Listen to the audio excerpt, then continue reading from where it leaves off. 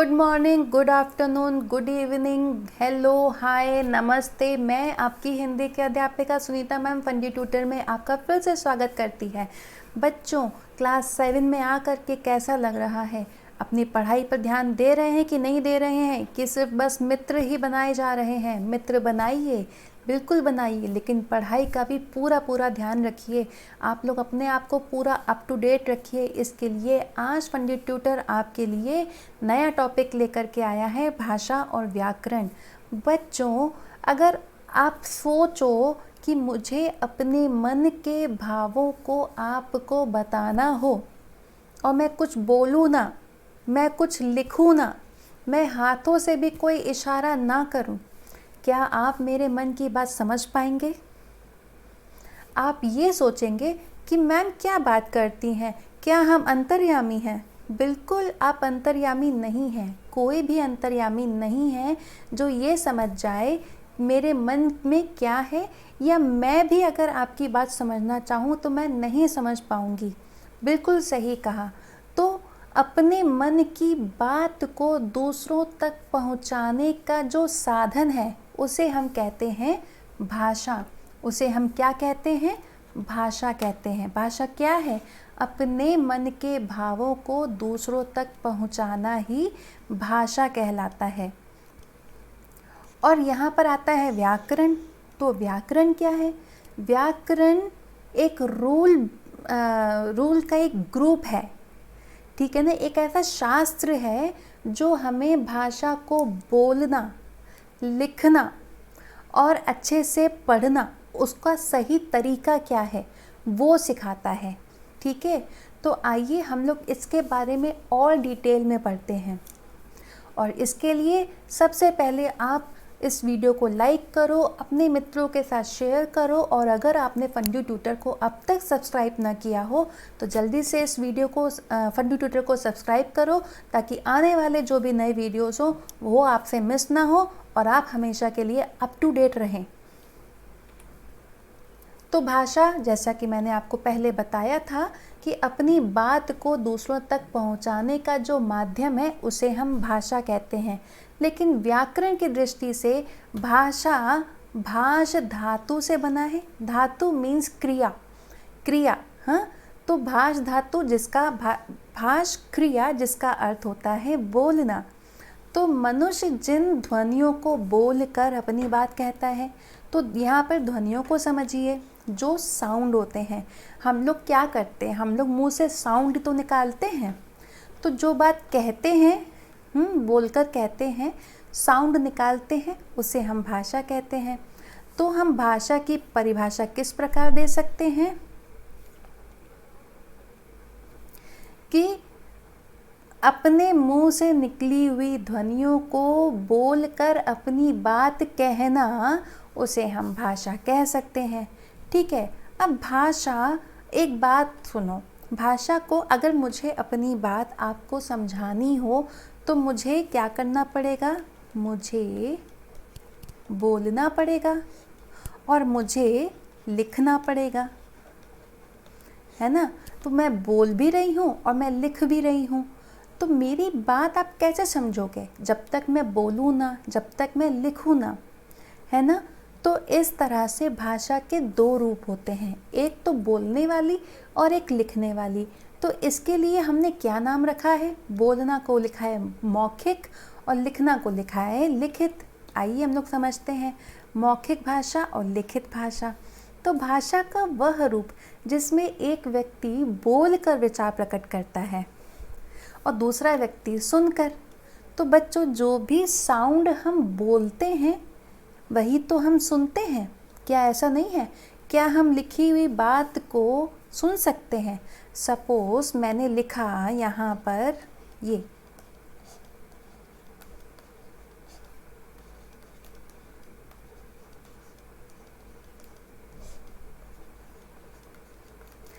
मैंने लिखा ये, क्या आपको ये मेरी बात सुनाई दे रही है? नहीं सुनाई दे रही है ना। तो जो मैं बोल रही हूँ आपको वो सुनाई दे रहा है।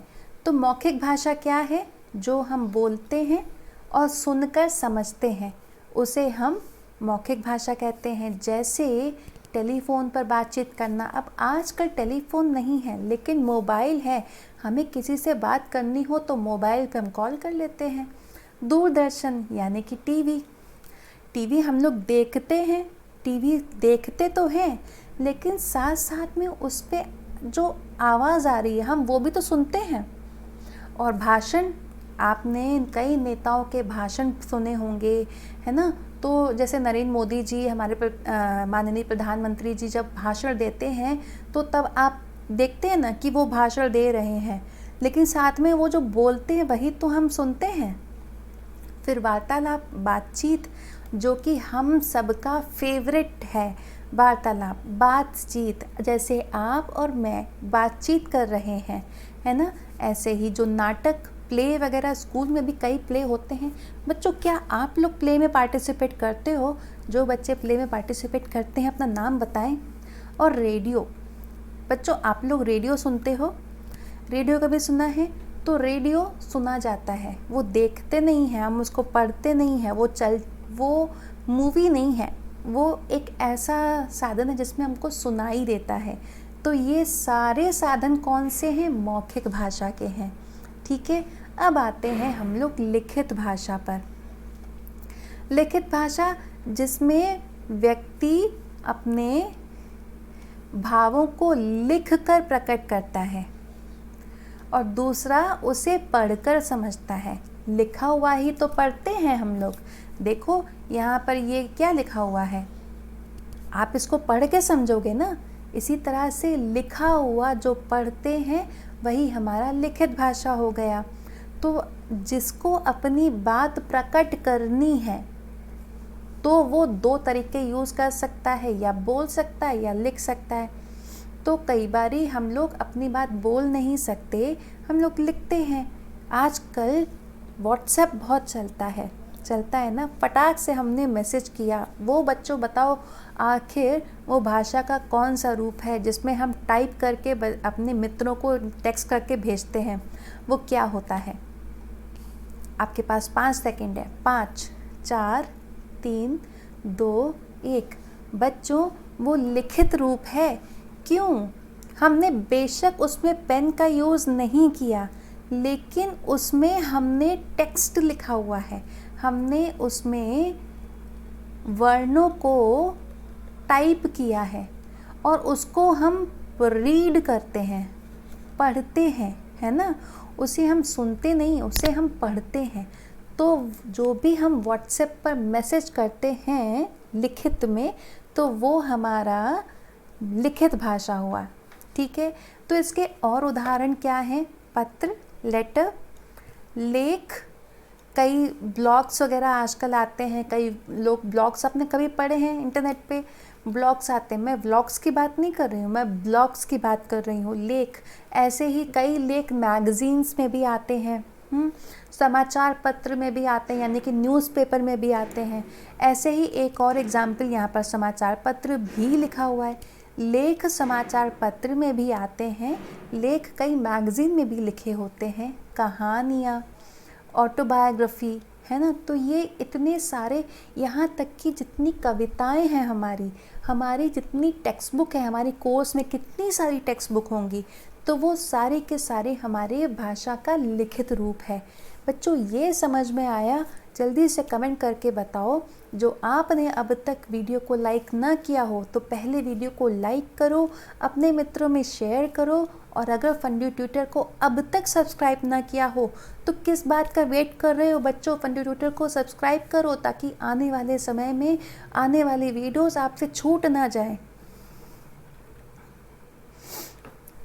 अब आपके लिए बहुत ही इम्पॉर्टेंट जानकारी है कि भारतीय संविधान में 22 भाषाओं को मान्यता प्रदान की गई है।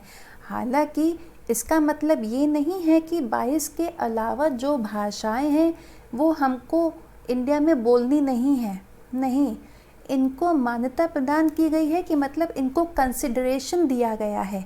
ठीक है, बाकी भाषाएं भी भारत में बोली जाती हैं, लेकिन ये भाषाएं कंसिडर की गई हैं कि ये मेन भाषाएं हमारे इंडिया में बोली जाती हैं। ठीक है, कौन कौन सी है? हिंदी, असमिया, बंगाली, डोगरी, बोडो, उर्दू, नेपाली। अच्छा, तो नेपाली बोली जाती है? बिल्कुल बोली जाती है। और आपको एक बात और बताऊं, नेपाल में हिंदी भी बोली जाती है। तो भारत में नेपाली बोली जाती है और नेपाली के कुछ हिस्सों में हिंदी भी बोली जाती है। गुजराती, कन्नड़, कश्मीरी, कोंकणी, मैथिली, मलयालम, मराठी, मणिपुरी, उड़िया, पंजाबी, संस्कृत। हाँ बच्चों, अभी भी साउथ में कुछ ऐसी जगहें हैं, गुजरात में भी एक जगह है जिसमें सिर्फ और सिर्फ संस्कृत बोली जाती है। ठीक है, संथाली, तमिल, सिंधी, तेलुगु, ऐसी कुल 22 भाषाओं को मान्यता प्रदान की गई है। इसका मतलब ये नहीं है कि जो भाषाओं को मान्यता प्रदान नहीं की गई है वो भारत में बोलना बैन है। बिल्कुल भी ऐसा कुछ नहीं है, हम बोल सकते हैं, लेकिन इन 22 भाषाओं को कंसिडर किया गया है। ठीक है बच्चों, आगे एक और इंटरेस्टिंग चीज़ है कि 14 सितंबर 1949 को हिंदी भाषा संघ की राजभाषा के रूप में स्वीकार की गई।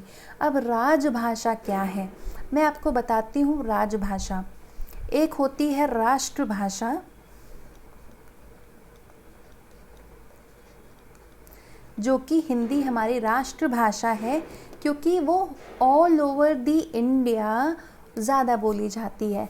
राजभाषा, राज माने कि जैसे ऑफिस में जो गवर्नमेंट ऑफिस है उसमें पहले के टाइम पर सिर्फ इंग्लिश का यूज़ होता था, क्योंकि तब ब्रिटिश का यहाँ पर राज चलता था, तो तब से लेकर के इंग्लिश चलता था। लेकिन जब भारत स्वतंत्र हो गया तो उसने सोचा कि हम स्वतंत्र तो हो चुके हैं, लेकिन अभी भी हमारे ऑफिसेस में इंग्लिश की भाषा का ही प्रावधान है। लोग अपने डॉक्यूमेंट्स इंग्लिश में ही प्रिपेयर कराते हैं। फिर 14 सितंबर 1949 को हिंदी को राजभाषा के रूप में मान्यता दी गई, उसको हिंदी को एक्सेप्ट किया गया। उसके बाद से, ठीक है, उसके बाद से गवर्नमेंट ऑफिसेस में जो डॉक्यूमेंट्स प्रिपेयर होने लगे वो हिंदी में भी प्रिपेयर होने लगे। ऐसा नहीं है कि इंग्लिश को कम्प्लीटली बॉयकॉट किया गया हो, नहीं, लेकिन उसमें हिंदी को भी स्वीकार किया गया। ठीक है, तो आज भी कुछ लोग जानते होंगे कि आज भी जैसे कोर्ट वगैरह के उसमें हिंदी भाषा को प्रायोरिटी दी जाती है। लोग हिंदी भाषा में ही अपने डॉक्यूमेंट्स प्रिपेयर कराते हैं। आपने अपना आधार कार्ड देखा होगा, उसमें हिंदी और इंग्लिश दोनों होता है बच्चों, होता है ना। तो चलिए आगे हम लोग इसके बारे में और पढ़ते हैं, लेकिन इससे पहले आप लोग मुझे मेरे एक प्रश्न का उत्तर दीजिए कि हिंदी भाषा को राजभाषा के लिए स्वीकृति कौन सी डेट को मिली? कमेंट करके बताओ, आपके पास 5 सेकंड है। 5, 4, 3, 2, 1। 14 सितंबर 1949 को। वेरी गुड बच्चों। तो आइए हम लोग आगे पढ़ते हैं। उपभाषा और बोली। अब तक हमने भाषा समझी और अब हम समझेंगे उपभाषा। तो हिंदी की यहाँ पर 5 उपभाषाएं बताई गई हैं। उपभाषा क्या होती है? ये दरअसल हिंदी भाषा ही होती है, लेकिन इसके बोलने का जो ढंग है, इसका जो एक्सेंट है, इसको जो बोलने का तरीका है, वो थोड़ा सा डिफरेंट होता है, थोड़ा सा अलग होता है। ठीक है, बहुत लोग जैसे कि लखनऊ में चले जाओ तो वहाँ पर कैसे बोलते हैं, हमेशा हम करके बात करते हैं, हमेशा आए मतलब मैं करके बात नहीं करते हैं, ऐसे बोलते हैं, हम नहीं जाएंगे, हम नहीं खाएंगे, हमको ऐसा चाहिए। लेकिन अगर यही आप राजस्थान की तरफ चले जाओ तो वहाँ पर मन्ने मन्ने करके बात करते हैं, मन्ने नहीं जाना, मन्ने नहीं खाना। और यही अगर आप जो है दूसरे एरियाज़ में चले जाओ तो वहाँ पे बोलते हैं मुझे नहीं खाना, मुझे नहीं जाना। और कुछ जगहों पे बोलते हैं मुझे तो यूज़ ही नहीं करते, वहाँ पे बोलते हैं मेरे को, मेरे को नहीं जाने का है, मेरे को नहीं खाने का है। तो हर होती हिंदी है, लेकिन उसका बोलने का ढंग अलग अलग हो जाता है। और इस तरह से, और एक चीज़ और है कि ये एक पर्टिकुलर प्लेस में बोली जाती है, तो हर प्लेस के अनुसार, हर एक लिमिटेड एरिया के अनुसार इसकी जो बोलने का जो तरीका होता है वो हर जगह पर बदलता जाता है। ठीक है, इसीलिए इसको उपभाषा कहा गया है। तो पहला है पूर्वी हिंदी। तो पूर्वी हिंदी में कौन कौन सी बोलियां हैं बच्चों? बोलियां भी यही चीज़ है कि एक लिमिटेड एरिया में बोली जाने वाली जो भाषा होती है उसी को हम बोली कहते हैं। ठीक है, ये हिंदी होती है। तो बोली अलग अलग होती है, उपभाषा भी अलग अलग होती है, उपभाषा के अंदर बोलियां आती हैं। ठीक है, तो एक चीज़ और है कि बोली का लिखित रूप नहीं होता है, बोली को लिखा नहीं जाता है, बोली सिर्फ बोली जाती है। ठीक है, तो पूर्वी हिंदी में अवधी, बघेली, छत्तीसगढ़ी। राजस्थानी हिंदी में जयपुरी, मारवाड़ी, मेवाती, मालवी। पहाड़ी हिंदी में गढ़वाली, कुमाऊनी, हिमाचली। पश्चिमी हिंदी में खड़ी बोली, हरियाणवी, कन्नौजी, ब्रज भाषा। और बिहारी हिंदी में भोजपुरी, जिसकी कई मूवीज़ भी बनती हैं, मैथिली और मगही। तो इतनी सारी हमारी बोलियां हैं, लेकिन उपभाषाएं हमारे क्षेत्र के अनुसार बांटी गई हैं। बच्चों, ये समझ में आया कि नहीं आया? जल्दी से कमेंट करके बताओ। जो अगर ना समझ में आ रहा हो तो आप मुझसे कमेंट करके पूछ भी सकते हो। सुनीता मैम आपके सारे डाउट्स क्लियर भी करेंगी बच्चों। तो अब मेरा एक प्रश्न है आपसे, राजस्थान में बोली जाने वाली एक भाषा के बारे में, एक भाषा का नाम बताइए, कमेंट करके बताइए। आपके पास 5 सेकंड है। 5, 4, 3, 2, 1। आप बोल सकते थे राजस्थान में जयपुरी, मारवाड़ी, मालवी, है ना? चलो अच्छा, बहुत अच्छा, जिन बच्चों ने हमको उत्तर दिया। अब हम लोग आगे देखते हैं क्या है मातृभाषा। तो अभी तक आपको ये पता होगा कि हिंदी हमारी मातृभाषा है, लेकिन हिंदी उन जगहों पर मातृभाषा है जहाँ पर हिंदी घरों में बोली जाती है। तो मातृभाषा राष्ट्रभाषा से अलग होती है। हमारी राष्ट्रभाषा हिंदी है, लेकिन मातृभाषा हिंदी हो ये ज़रूरी नहीं है। तो मातृभाषा क्या होती है? जो बच्चा अब अपने परिवार में सबसे पहले सीखता है। समझो अगर बच्चा पंजाब में पैदा हुआ है, पंजाबी फैमिली में पैदा हुआ है, और बड़ा होकर के वो सबसे पहले कौन सी लैंग्वेज सीखेगा? पंजाबी सीखेगा कि हिंदी सीखेगा? वो पंजाबी पहले सीखेगा, तो उसकी मातृभाषा क्या हो जाएगी? पंजाबी। ठीक है, हिंदी बेशक हमारी राष्ट्रभाषा है, लेकिन मातृभाषा हमारे परिवार की भाषा होती है। आपकी मातृभाषा कौन सी है बच्चों? कमेंट करके बताओ। बोली, जैसा कि मैंने आपको बताया, भाषा का मौखिक रूप बोली होता है। जो हम बोलते हैं वही बोली है ना? ये सीमित अथवा बहुत कम क्षेत्रों में बोली जाती है, यानी कि ये एक लिमिटेड एरिया में बोली जाती है। ठीक है, इसमें साहित्य की रचना नहीं की जाती। साहित्य यानी कि लिटरेचर। अब लिटरेचर जब तक लिखा ना जाए तब तक तो ये इसका हो ही नहीं सकता। तो इसका मतलब ये है कि इसको हम लिख नहीं सकते। और मैथिली, राजस्थानी, बुंदेलखंडी आदि कई बोलियां हैं जिनका प्रयोग भारत के विभिन्न भागों में किया जाता है। आपको इसके बारे में अभी थोड़ी देर पहले भी बताया गया था। तो आपसे मेरा एक और प्रश्न है कि बिहार में बोली जाने वाली एक भाषा का नाम बताइए जिसमें मूवीज़ भी बनती हैं। शाबाश बच्चों, भोजपुरी। चलो आगे हम लोग देखते हैं कि लिपि क्या है। लिपि मुख से निकली ध्वनियों को लिखने की विधि या चिन्ह को लिपि कहते हैं। जैसा कि मैंने आपको पहले भी बताया था, लिपि क्या है? लिखना। लिपि क्या है? लिपि यानी कि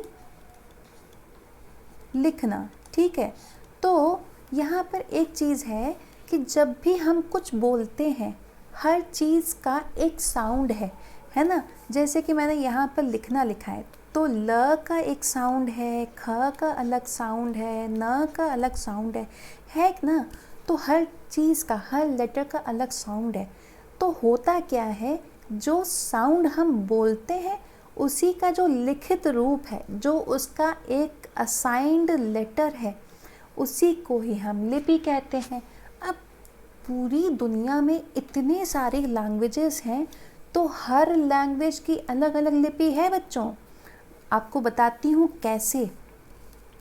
जैसे ये हिंदी का है, अब हमें अगर इंग्लिश लिखना है तो इंग्लिश में क्या बोलेंगे, एल बोलेंगे, के बोलेंगे, एन बोलेंगे, पी बोलेंगे, ए बोलेंगे, है ना। तो इनकी लिपि भी अलग है, इनका बोलने का ढंग भी अलग है, और हिंदी में भी अलग है। ऐसे ही पंजाबी भाषा अलग होती है ना। पंजाबी की जो लिपि होती है, उसके जो फॉन्ट्स होते हैं वो भी डिफरेंट होते हैं ना। तो बच्चों, इसी बात पे मुझे मेरे एक प्रश्न का उत्तर दीजिए, पंजाबी भाषा की कौन सी लिपि होती है, क्या आप जानते हैं? कमेंट करके बताओ। तो मुख से निकली ध्वनियों को लिखने की विधि या चिन्ह को हम लिपि कहते हैं। संसार की विभिन्न भाषाओं को लिखने के लिए अनेक लिपियां प्रचलित हैं। संस्कृत, हिंदी, मराठी भाषाएं देवनागरी लिपि में लिखी जाती है। तो हिंदी, संस्कृत, मराठी की लिपि क्या हो गई, देवनागरी। और यहाँ पर वही चीज़ बताई जा रही है कि हिंदी भाषा की लिपि देवनागरी है। अब हमारे पास एक टेबल है जिसमें आपको अलग अलग लिपियों के नाम भी बताए जाएंगे। हिंदी, संस्कृत, मराठी की लिपि है देवनागरी। अरे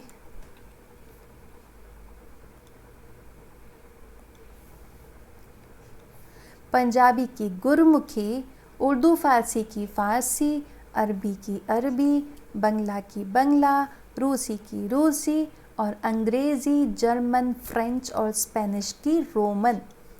तो बच्चों, आप लोग को पता चला पंजाबी भाषा की कौन सी लिपि है, गुरमुखी। बहुत अच्छे बच्चों, आइए हम लोग आगे देखते हैं क्या है व्याकरण। तो जैसा कि मैंने आपको पहले बताया, भाषा को शुद्ध रूप में जो लिखा जाए, पढ़ा जाए या जो बोला जाए, उसको सिखाने वाला जो हमारे पास रूल बुक है, बुक नहीं है, जो रूल है, जो रूल्स हैं, उसे हम व्याकरण कहते हैं। ठीक है। तो व्याकरण क्या है कि भाषा को शुद्ध रूप में लिखना, पढ़ना और बोलना सिखाने वाले शास्त्र को हम व्याकरण कहते हैं। ठीक है।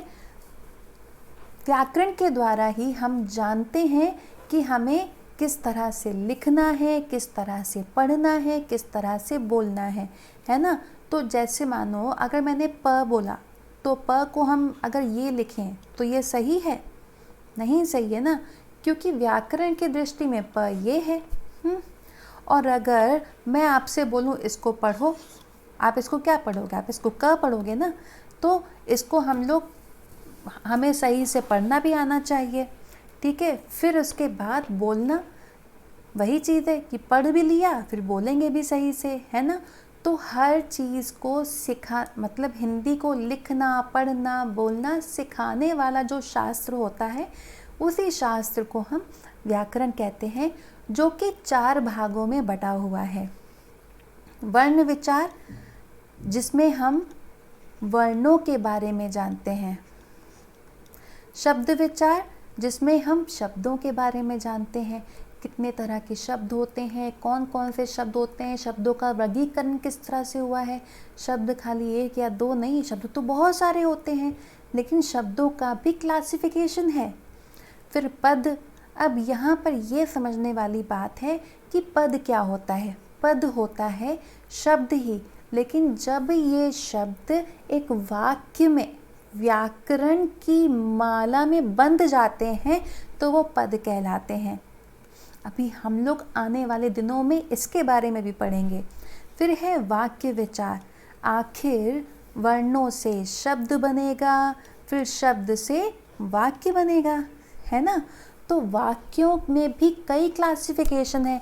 कई बार हमारे पास प्रश्नवाचक चिन्ह होते हैं, कई बार हमारे पास निषेधात्मक होते हैं। तो हम लोग हर किसी के बारे में डिटेल में आने वाले दिनों में ज़रूर पढ़ेंगे बच्चों। इसीलिए मैं आपसे कहती हूँ फंडी ट्यूटर को सब्सक्राइब करो, ताकि आने वाले दिनों में जो भी वीडियोस आपके लिए पोस्ट किए जाएं आपसे कुछ भी मिस ना हो। तो व्याकरण के 4 भाग हैं। वर्ण विचार भाषा की सबसे छोटी ध्वनि वर्ण है। शब्द विचार वर्णों के सार्थक मेल से शब्द बनते हैं। पद विचार वाक्य में प्रयुक्त होने वाले शब्द को ही, मैंने आपको बताया ना, ये शब्द ही होते हैं, लेकिन जब ये वाक्य में यूज हो जाते हैं, व्याकरण के रूल्स में बंध जाते हैं, तब इसे हम पद कहते हैं।